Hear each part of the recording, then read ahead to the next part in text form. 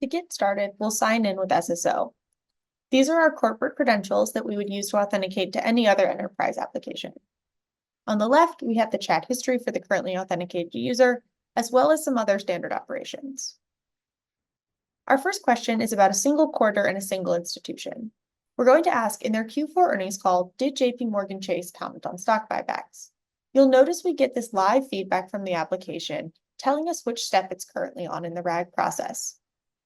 As the answer starts to come back, we'll get inline citations indicating exactly which source material was used in this response.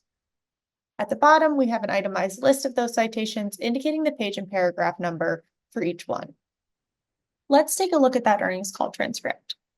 The first citation comes from pages 4 and 5 and references the plan to maintain a modest pace of stock buybacks, as well as the SEB being low and volatile. These are two pieces of information that were in our answer. The next citation comes from page 7. Here we see Jeremy Barnum again, the CFO, responding to an analyst question. He mentions that they have a lot of flexibility to adjust the stock buyback pace whenever they want. You'll notice here in the last sentence of his answer, he doesn't actually say flexibility to adjust the buyback pace, rather he just says that. But back in our application, you'll see the chatbot was able to fill in that extra information for us and tell us that he was talking about adjusting the buyback pace. Our second question asks about both institutions and leverages multimodal capabilities. This means that in our question, we will provide both text and an image.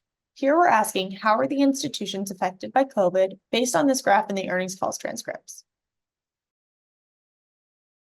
The chatbot is able to tell us that this is stock prices from 2020 to 2024 and point out that both experienced a significant decline in early 2020.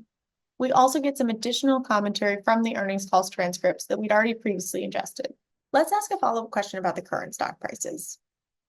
Here, we're leveraging what we call agents or tools to reach out to another system to get extra information. In this case, we're leveraging the Polygon last quote tool, which just gets the latest price for a stock.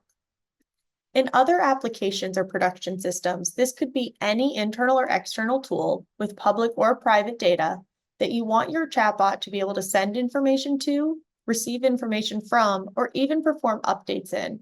For example, sending an email or updating a dashboard. Our third and final question asks about Bank of America's sentiment towards AI.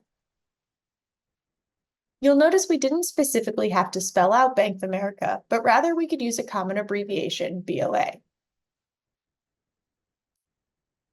Our chatbot still understands that we meant Bank of America and will answer the question accordingly. Throughout the answer, we get our inline citations indicating where this material came from. And at the bottom, you'll notice our sources are not limited to a single quarter. And that's because we didn't limit our question to a single quarter, so we're going to get back a variety of sources. As a follow-up question, let's ask about JPMC. You'll notice we did not have to specifically ask about JPMC's approach to AI, but rather we could just say, what about JPMC? And this is because, again, the chatbot can contextualize that question and understand that we're still asking about AI. Lastly, we're going to provide some user feedback. Here we'll click the thumbs up and say that this was a good response. In this example, admin users can simply view all of the user feedback that's been provided in the application. In a production system, this information could be used to retrain or fine-tune the model, or even customize each individual user's experience based on their preferences.